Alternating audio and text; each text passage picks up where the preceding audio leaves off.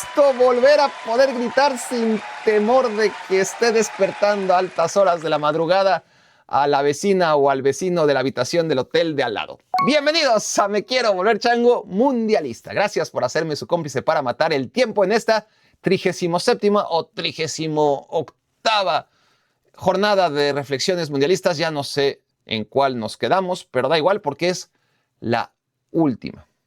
Hoy cerramos el círculo, este gran círculo que empezó aquí mismo en las instalaciones centrales de Me Quiero Volver Chango, ubicadas en Nueva Inglaterra, que nos trasladaron a Los Ángeles, luego de regreso aquí un par de días, después a Nueva York, luego otra vez a Los Ángeles, luego a Nueva York, luego otra vez aquí un día, luego a Nueva York y finalmente de regreso aquí a darle colofón a este mundialazo. Gracias, insisto, a todos aquellos que se chutaron la mayoría. No creo que ninguno de ustedes se haya echado todas, discúlpenme por dudar de ustedes, pero sí confío en que muchos se chutaron la mayoría de estas maratónicas jornadas que vivimos juntos en Norteamérica 2026. Gracias de nueva cuenta por ello. Reflexión número 1. España es campeón del mundo. Para todos aquellos que no se hayan enterado, supongo que ninguno de ustedes puede ponerse el saco. Lo que quizás algunos de ustedes no han dimensionado es que ahora mismo, y por lo menos de aquí a que se lleve a cabo la Copa Mundial de 2030, España será el equipo con más Copas del Mundo ganadas en el siglo XXI. Nadie había repetido desde la primera Copa Mundial de este siglo en 2002, que ganó Brasil. La de 2006 se la llevó Italia. La de 2010 fue para España. La de 2014 para Alemania. La de 2018 para Francia. La de 2022 para Argentina. Estamos hablando de 2002, 2006, 2010, 2014, 2018, 2022. 6 campeones del mundo distintos. De hecho, entre todos los equipos que han ganado el Mundial, los únicos que ganaron en el siglo XX y no habían podido ganar, y siguen sin hacerlo, en el siglo XXI son Inglaterra y Uruguay. El resto ya repitió, y en el caso de España, pues no había ganado nunca. En el siglo XX ya lleva 2 en el siglo XXI, y esto lo convierte en el mejor equipo de lo que llevamos de siglo, a pesar de la pésima imagen y los pésimos resultados que consiguió tanto en Brasil 2014 como en Rusia 2018, al igual que en Qatar 2022. Números hablan, éxitos hablan, y España ha conseguido 2 copas mundiales en lo que llevamos de siglo, que ya es una cuarta parte, ya es una parte considerable del siglo, ¿no? Obviamente no podemos dar por sentenciado el siglo, ni mucho menos, apenas es el primer cuarto, pero ya tenemos una muestra en la que tras 6 campeones que desfilaron de países distintos, España es el primero en repetir. Y si esto le agregamos la Eurocopa, en la Eurocopa también todos se han repetido, bueno, no todos, hay un montón de selecciones que ni siquiera han ganado la Euro en este siglo. Alemania, que dejó de ganarla en el 96, Inglaterra, que no la ha ganado nunca, y después las otras, bueno, Países Bajos, que la ganó solamente en el 88, y el resto de selecciones poderosas de Europa, si acaso lleva una o ninguna, ¿no? En lo que llevamos de siglo. Seamos por bueno que el año 2000 es parte del siglo XXI, porque hay cierta disputa entre filósofos, si el año 2000 es parte del siglo XX o parte del siglo XXI. Yo creo que es parte del siglo XXI, entonces le voy a dar el título de Francia en la Euro 2000 como válido en lo que se refiere a este siglo, pero ya no repitió. Ganó en la Euro 2000 Francia, ganó en la Euro 2004 Grecia, evidentemente no iba a repetir.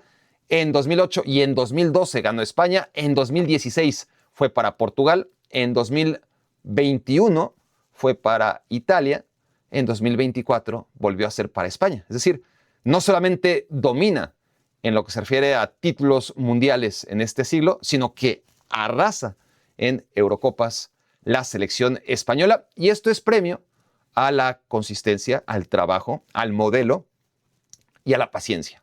A no tirar por la borda lo que una vez funcionó y pensar, ya tenemos suficientes pruebas de que este camino no nos lleva a ningún lado. El fútbol de ahora es físico y tenemos que cambiar. Seguramente muchas voces hablaron al respecto, pidiendo en la Real Federación Española de Fútbol un cambio, porque lo que funcionó o lo que había funcionado en 2008, 2010 y 2012 claramente dejó de funcionar en 2014, en 2018, en 2022, y sin embargo, la necedad, o seguramente no la necedad, sino la vehemencia con la que España estaba segura y sigue segura y seguirá estando segura de que este es el camino a seguir, le permitió no dar por prueba concluyente los fracasos en 3 Copas Mundiales como para abandonar el modelo, el método, ese que van cambiando los directivos, van cambiando los futbolistas, van cambiando los entrenadores y permanece.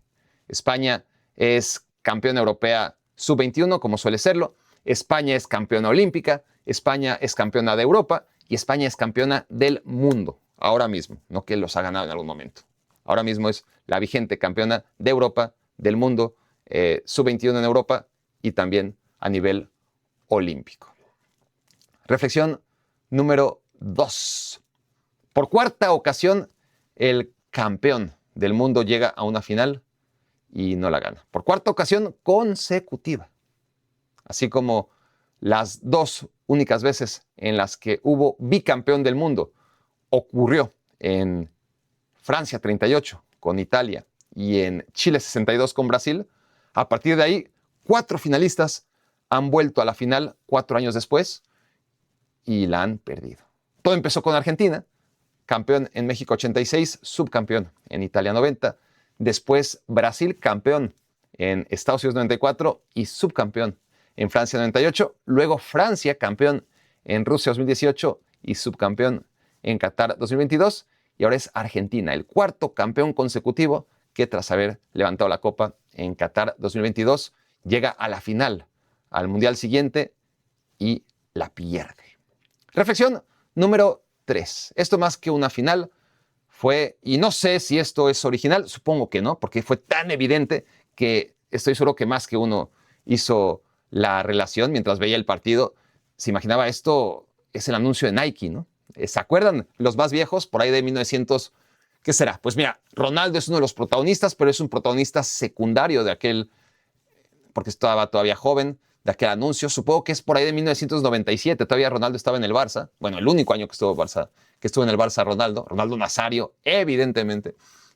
Salen Jorge Campos, sale Paolo Maldini y la gran estrella de ese anuncio es Eric Cantona. Y resulta que los que no se acuerden o quienes sí se acuerden y quieran revivirlo en mi voz, pues básicamente están jugando en el Coliseo en llamas y se está acabando el fútbol porque pues esa es la misión de los malos, ¿no? Y los malos están ganando solamente como ellos saben, a la mala, y están destrozando a un Jorge Campos que está temblando de miedo antes de que Paolo Maldini pudiese recuperar el balón y este acabará en los pies de Eric Cantona, que al grito de "au revoir", levantándose el cuello, logró sacar un fogonazo que perforó el abdomen de la gárgola y capitán de los malos.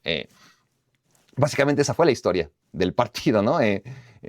Rescata al juego una selección y la otra pues busca aniquilarlo.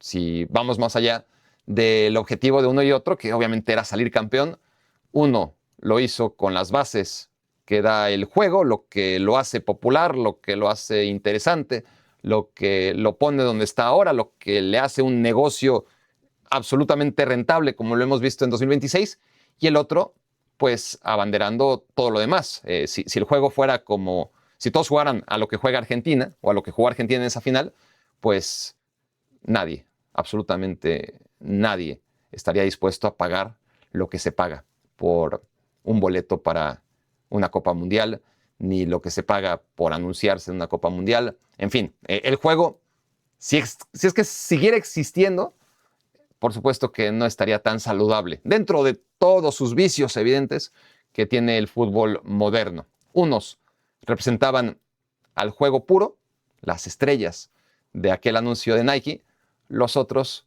eran los malvados que buscaban destruirlo y al final ganó 1-0. Tanto el equipo de Cantona en aquel anuncio de hace 30 años como el equipo de Ferran Torres, que fue quien acabó metiendo el gol de la victoria española. Reflexión número 4.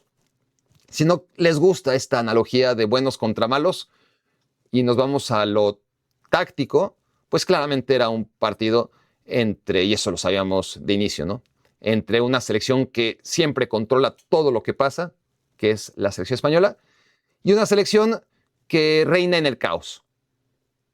Así fue toda la aventura de Argentina, que le permitió ir sufriendo y librando los obstáculos de Cabo Verde en 16avos de final, de Egipto en octavos de final, de Suiza en cuartos de final, cómo se le complicó todos y cada uno de esos aparentemente, pues en el papel, dóciles rivales, ¿no? Y luego Inglaterra, lo mismo, en semifinales. Fue caos absoluto en el que Argentina logró imponerse hasta llegar a la final, mientras que el otro lado era control absoluto de las circunstancias por parte de España, sobre todo hablando a partir de los 16avos de final, porque los dos tuvieron grupos muy fáciles, muy fáciles, y los dos dejaron dudas. De hecho, Argentina la solventó con 9 puntos sin mayor problema. España sí que sufrió un poco más, empató contra Cabo Verde, luego tuvo esa victoria contra Arabia Saudita y luego esa victoria contra Uruguay con un regalo de Muslera, ¿no? Nada convincente España en la fase de grupos y Argentina parecía más sólida.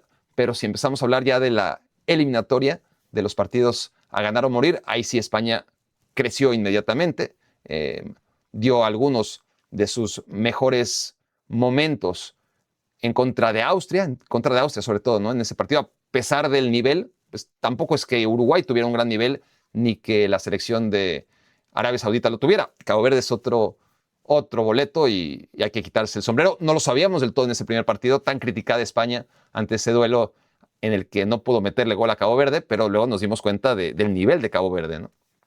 Pero sí que España, a partir de 16avos de final en contra de Austria, empezó a enarbolar este juego de mayor ritmo, de mayor control siempre tiene. Lo que no tiene siempre España, lo que ha perdido en muchos partidos, es fluidez, ¿no? Ritmo.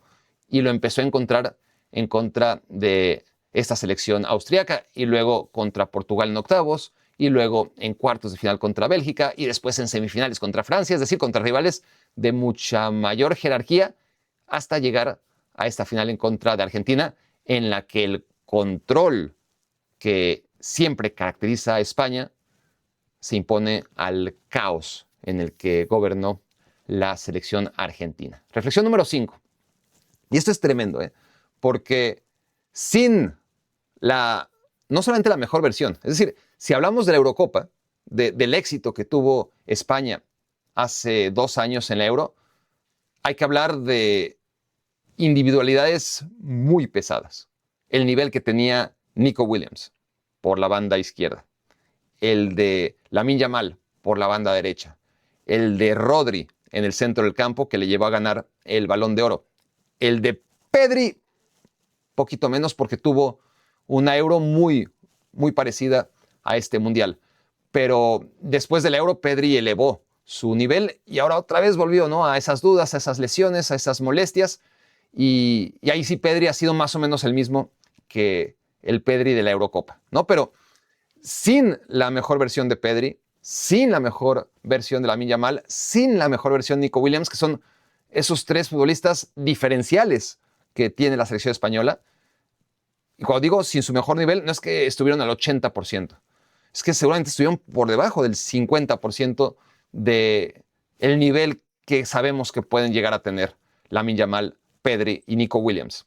Y no solo eso, sino que ante la baja forma de Lamine Yamal, ante los problemas físicos de Nico Williams, no tenía opciones, no tenía alternativas España, ni para el 11 titular, ni para el recambio, ¿no? Jeremy Pino lesionado, Muñoz, el muy buen jugador del Osasuna, también lesionado, no jugó de hecho ni un solo minuto, Jeremy Pino jugó unos cuantos minutos.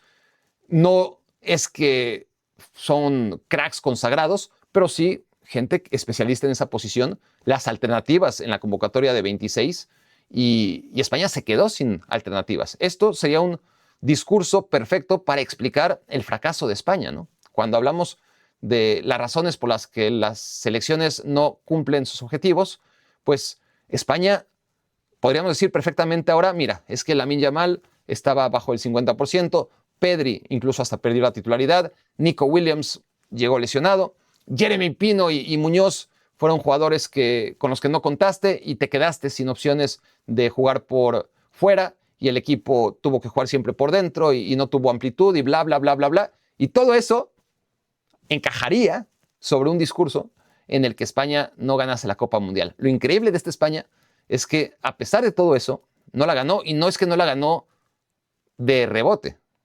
A pesar de eso, la ganó con completa autoridad. Como muchas veces los discursos son los que vas acomodando en torno al resultado, ¿no? Ese es el mal resultado, pues vamos a escribir un discurso para justificarlo. Pero en realidad lo que tiene que ocurrir es en sentido inverso, ¿no? Hacer el análisis y a partir de ese análisis, pues encontrar cuál es el resultado. Porque esta misma selección, quedando fuera en cuartos o en semifinal, diríamos lo que estoy diciendo ahora. Lamine Yamal, Pedri, Nico Williams, Jeremy Pino, Muñoz, etc. Defensa muy sólida, pero hay que aportar algo en ataque y España le faltó esa dinámica, le faltó esa chispa, le faltó ese juego por las bandas, ese desequilibrio, etcétera, etcétera, etcétera, ¿no?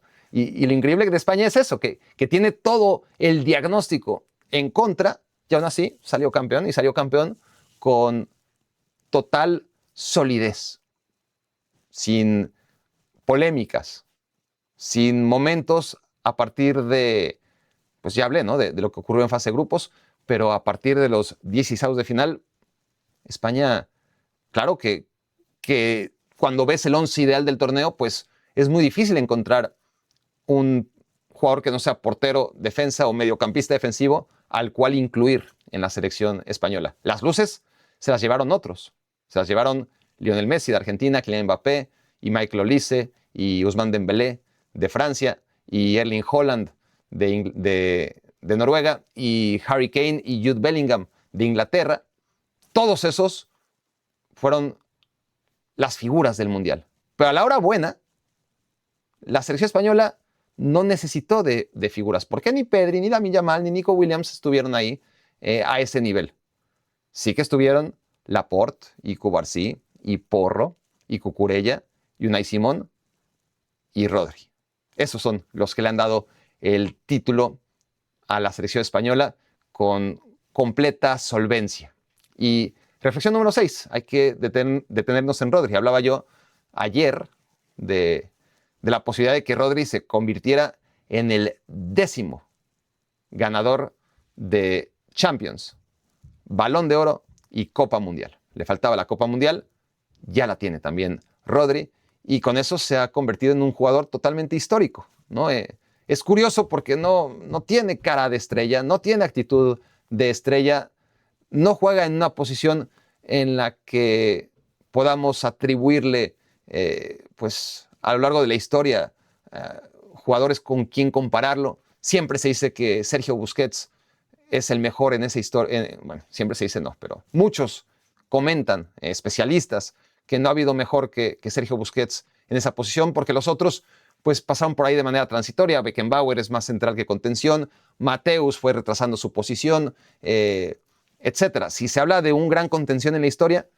casi todos los especialistas concluyen Sergio Busquets. Y ahora Rodri ha ganado pues esa Copa del Mundo que ganó Sergio Busquets muy joven. Rodri ya ganó la Champions que ganó Sergio Busquets y Rodri ya ganó el Balón de Oro, que ni cerca, ¿no? Sergio Busquets. Y vamos a ver si no va por el segundo. En cualquier caso, es el 10º jugador que se ha consagrado como ganador del Balón de Oro, de la Champions League, de la Copa Mundial y además, en este caso, hay que agregarle, como a unos cuantos, por ejemplo, Paolo Rossi, el título o el trofeo al mejor jugador de un mundial. No solamente ganó el mundial, sino que acabó como MVP de ese mundial. Así que Rodri, al que creo que pocos paran en las calles cuando está de turista fuera de España, miren lo que son las cosas, ¿no? Como Rodri representa perfectamente el éxito de esta selección española, discreta, pero que juega muy bien, ¿no? En una sola palabra, Rodri, ¿no? Es más, ni siquiera es toda la palabra, es un diminutivo de un nombre, ¿no? Rodri encapsula lo que es esta selección española y lo que ha sido, si se quiere, desde 2008. Porque tampoco entonces tenía, si uno piensa en el Mundial de 2010, pasaba exactamente lo mismo que con esta selección. Había más figuras. Estaba Xavi, estaba Iniesta, estaba Fernando Torres, estaba David Villa, estaba Iker Casillas, estaba Sergio Ramos, estaba Carles Puyol. Había más figuras, muchas más figuras que esta selección. Y aún así, la figura de esta selección en Sudáfrica 2010 fue otra vez el colectivo, el engranaje de todos. Era imposible decir Xavi es la figura, Iniesta es la figura porque metió el gol en la final, o Casillas porque salvó el penal en contra de Cardoso y el mano a mano en contra de Robben, o Puyol porque metió el gol contra Alemania en semifinales. No, en realidad, tanto es así que en aquella ocasión el Balón de Oro al mejor jugador del Mundial se lo llevó Diego Forlán, porque era imposible encontrar a un jugador de la selección española por encima de los demás. Entonces, casi que de manera salomónica, dijeron, bueno, como es imposible decidir entre Xavi, Iniesta y compañía, vamos a dárselo a Forlán. Y el Balón de Oro se lo dieron a Messi. Ya veremos a quién le dan el Balón de Oro este año, porque ahora sí, no quiero hablar del Balón de Oro porque es un típico, ¿no? Parece como si el Mundial fuera secundario y el Balón de Oro fuera lo más importante, pero es inevitable ya empezar a pensar en a quién se lo van a dar, ¿no? Porque realmente está muy, muy complicado. Pero en fin, lo de aquella selección en 2010 y lo de esta selección en 2026 se parece en la medida en la que ahora con mucho menos figuras, España de todas formas tiene como principal aval el resultado. No el resultado refiriéndose al marcador, sino al engranaje de todas estas piezas y el dominio que logra imponer en cada partido desde hace mucho tiempo, ¿no? Desde la Euro de 2008 hasta la fecha. Reflexión número 7. ¿Cuántas tarjetas rojas mereció Paredes? De verdad, ¿cuántas? Entró al segundo tiempo, lo amonestaron inmediatamente por una falta, después por empujar a Olmo ya con la falta marcada, y luego no dejó pegar patadas y patadas y patadas. Para eso está el reglamento. ¿Para qué existen las tarjetas amarillas? Se supone que la tarjeta amarilla es para, en efecto, el jugador tenga no solamente una llamada de atención, sino algo que le limite, ¿no? Algo que sepa que a la siguiente se lleva la roja. Y es tan contraproducente, sobre todo en este tipo de partidos, la primera tarjeta amarilla, porque lejos de cumplir su cometido, de ser una advertencia de que esa es la primera y a la siguiente te vas, resulta una carta de libertad. Como ya estoy amonestado, puedo seguir pegando y pegando y pegando porque no van a sacar la segunda tarjeta amarilla. Ni por temeridad, que hubo varias acciones temerarias, ni por reiteración, que vaya, que reiteró en faltas una y otra y otra y otra vez. Y Argentina en realidad pegó por sistema, no pegó por recurso, no pegó por llegar tarde al balón. Llegaba sistemáticamente a golpear y golpear y golpear y golpear y golpear. Honestamente, Paredes, me encantaría arbitrar ese partido con inteligencia artificial, si se quiere, y ver cuántas veces debió ser expulsado. Es decir, ok, esta es de amarilla, esta sí es de amarilla, volvemos a empezar al minuto 50 y tantos. Esta es otra vez de amarilla, esta es otra vez de amarilla, y cuántas veces hubiera sido expulsado Paredes con un árbitro que no tuviera ninguna autolimitación a la hora de señalar las faltas de acuerdo a lo que pide el reglamento. Reflexión número 8, a propósito de Paredes, que además creo que se fue expulsado al final, ¿no? Faltaba más. Da igual porque el partido ya había acabado, pero el zafarrancho que arma ahí junto a Nahuel Molina en contra de Gaby y de Eric García es bochornoso. Y me recuerda las palabras de Alf Ramsey en 1966 y lo poco que ha cambiado Argentina en este sentido. 60 años han pasado desde que Argentina perdió contra Inglaterra en Wembley, un partido de cuartos de final, en el que, lo tengo claro porque claro, fue parte de la narrativa previa al clásico en las semifinales entre Inglaterra y Argentina, que va mucho más allá del tema de las Malvinas, ¿no? Va desde antes de las Malvinas, ya en 1966, Argentina tuvo un espectáculo bochornoso en Inglaterra. No estuve ahí para presenciarlo, ni he visto el video del partido que viene cortado, pero sí que la historia cuenta que Ratín, el capitán de esta selección, número 10, se fue expulsado, se hizo el oxiso, no se quería ir de la cancha, no había todavía tarjetas, tuvo que entrar un traductor a decirle que se fuera del campo, se fue acompañado por seguridad, después dicen, eso sí no hay fotos, así que quizás sea parte nada más de la narrativa, que se sentó en la alfombra roja de la reina Isabel. Lo que sí hay imágenes es que agarró un banderín, o bueno, también se exagera, porque lo lees y luego ves la imagen y te das cuenta cómo se exagera, ¿no? Pero había un banderín de córner, de hecho los banderines de córner tenían la Union Jack, es decir, la bandera de la Gran Bretaña, y cuando pasó al lado de ella, agarró y la estrujó, ¿no? La comprimió. No la arrancó, no la rompió, no se la pasó por el... No, simplemente pasó por ahí y la agarró y se fue. Es decir, la agarró en el sentido de que, pues eso, ¿no? La comprimió en su puño y se fue. A lo que voy con todo esto, con lo de Ratín en aquel mundial, es que fue un partido en el que se quedó con un hombre menos la selección argentina, empezó a pegar. Alf Ramsey, el técnico de Inglaterra, estaba muy enojado. También Inglaterra tenía lo suyo, obviamente.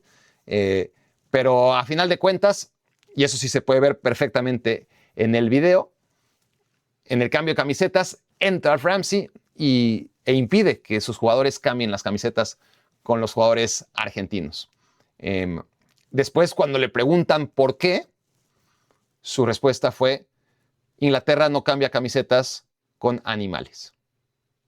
Palabras muy, muy, muy duras de Alf Ramsey en 1966. Probablemente desproporcionadas. Me gustaría ver qué opinaría Sir Alf Ramsey de la selección argentina 60 años después. Que nos dijera, mira, han evolucionado, son exactamente los mismos o están todavía peor.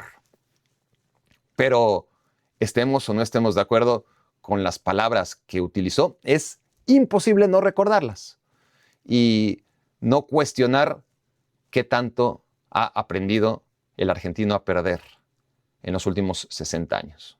Yo creo que muy poco, si no es que nada, si no es que está peor. Lástima que no está aquí Alf Ramsey para comparar y decirnos, ¿no?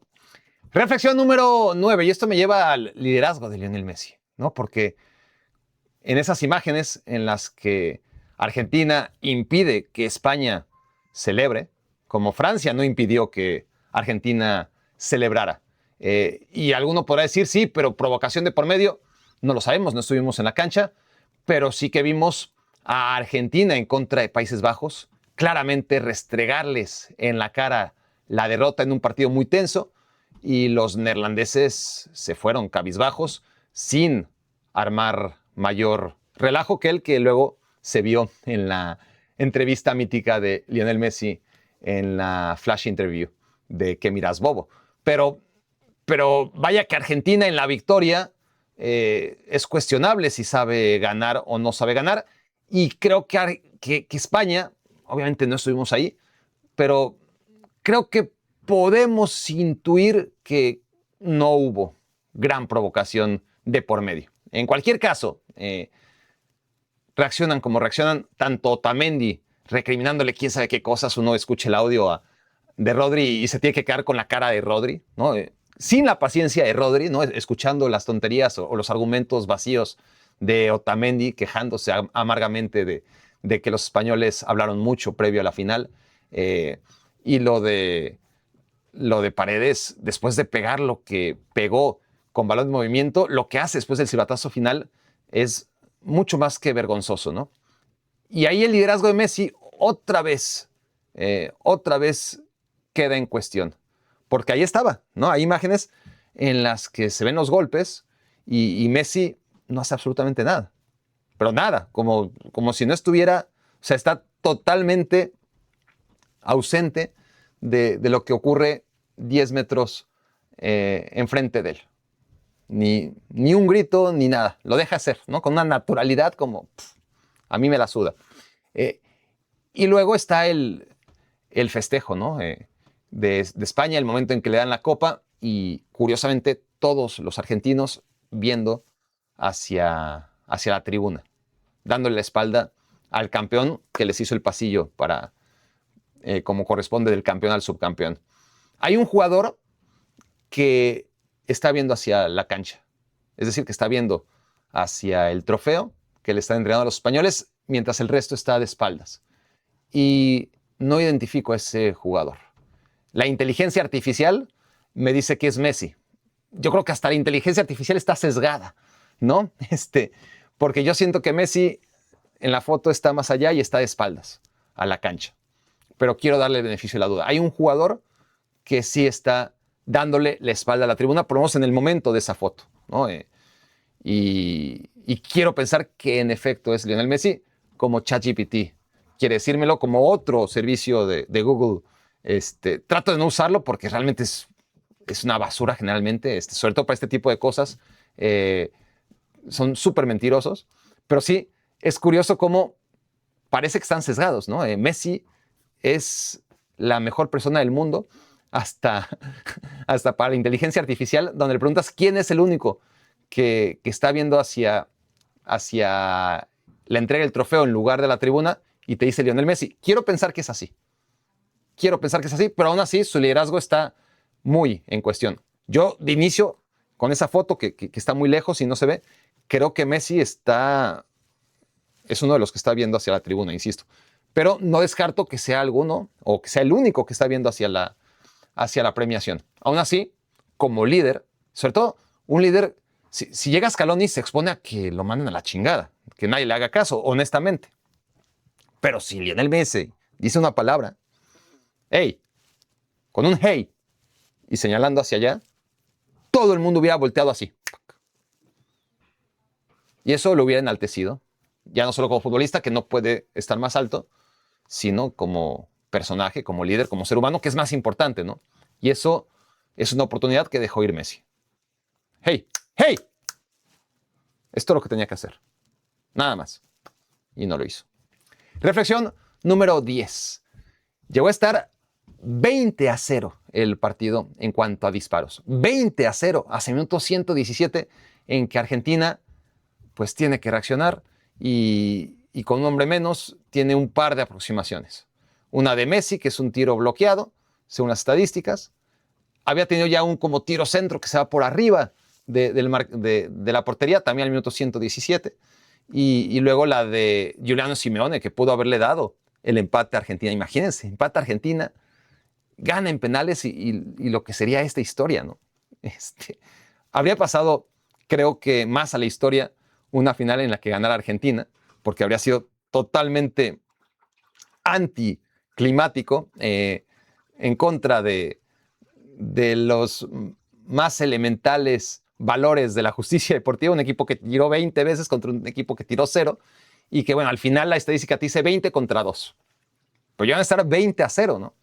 Y reflexión número 11, no es primera vez, para nada es primera vez que le pasa esto a Argentina en una final.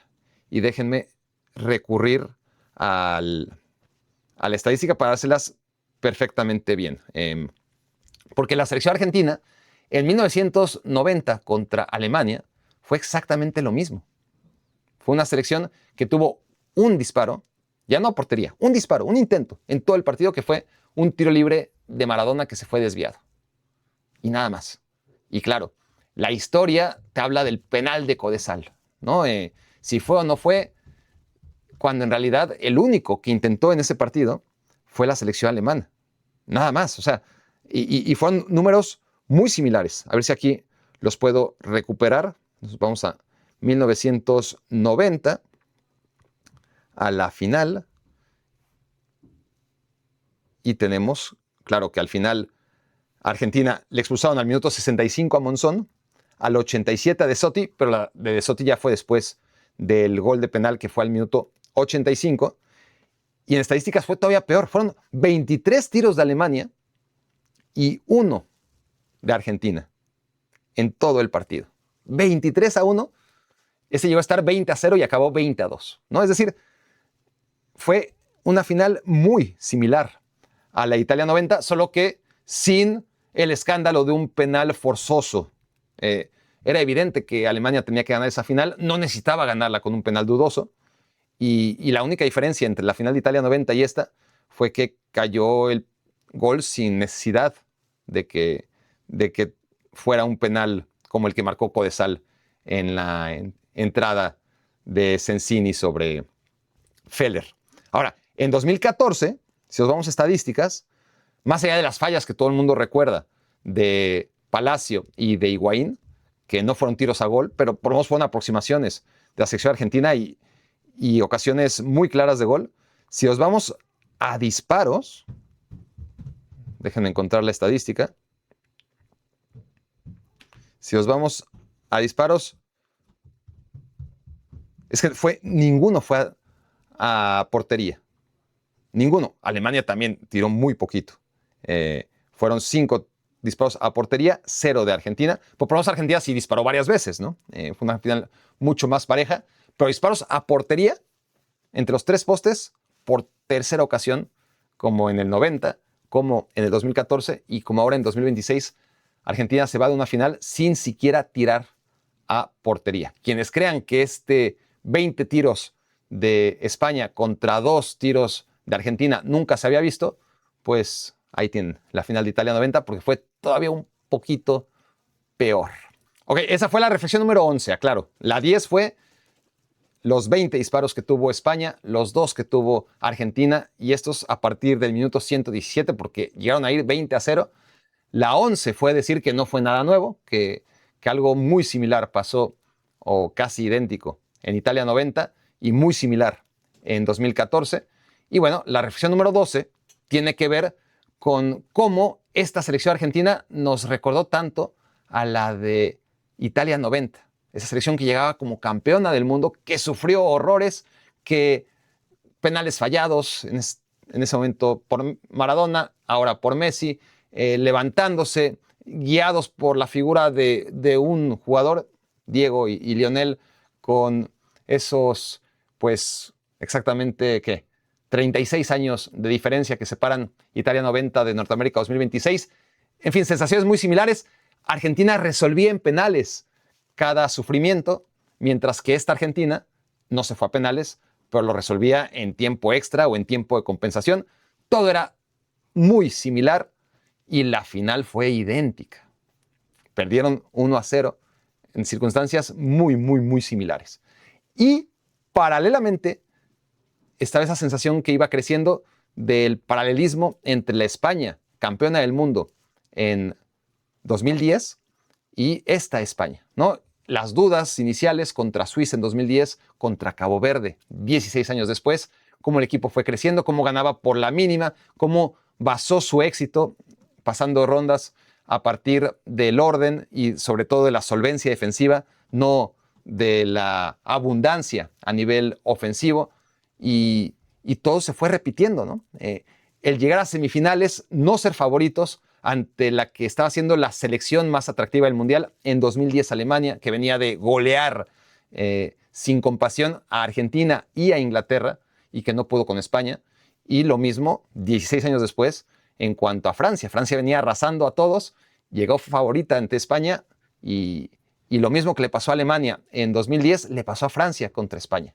Parecían mejores hasta que se enfrentaron a una selección tan sólida y con las ideas tan claras como España. Y por si fuera poco, llega a esa final y también la gana 1-0. ¿No? Así como Argentina lo cumplió toda rajatabla desde Italia 90 hasta 2026, llegó a la final y la perdió 1-0.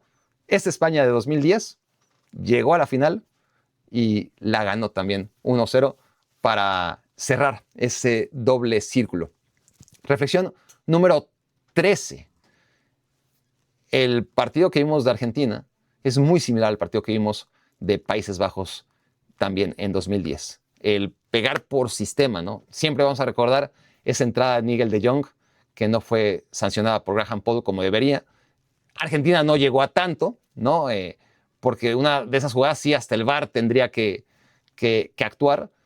Pero de todas formas, Países Bajos pegó, no le echaron a nadie. Argentina pegó, no le echaron a nadie hasta que ya fue inevitable, ¿no? En el caso del partido contra Países Bajos, Heitinga fue expulsado y poco tiempo después cayó el gol de España en el segundo tiempo extra, obra de Andrés Iniesta. Y ahora la expulsión fue un poquito antes, pero también ya sobre el final, no fue ya en tiempo extra, sino todavía en tiempo reglamentario por parte de Enzo Fernández. Y Argentina cae con un hombre menos en tiempo extra, como Países Bajos, que solamente se dedicó a pegar, cayó en tiempos extra contra España. Se repite otra vez la historia.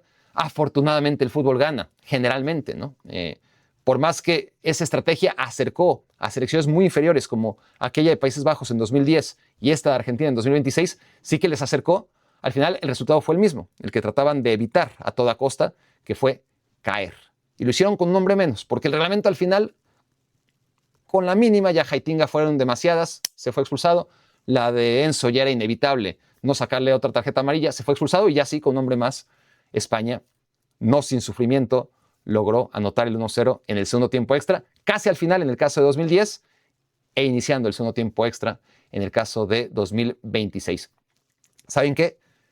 Lo voy a dejar aquí en 13 reflexiones. Prometo regresar, me tengo que ir a trabajar, se me hizo ya tarde y me tengo que ir volando. Así que eran 20 reflexiones, dejémoslo por ahora en 13 y lo voy a completar con las siguientes 7 para quien esté interesado en una próxima edición muy cercana de Me Quiero Volver Chango. Muchas gracias por haberme hecho su cómplice para matar el tiempo.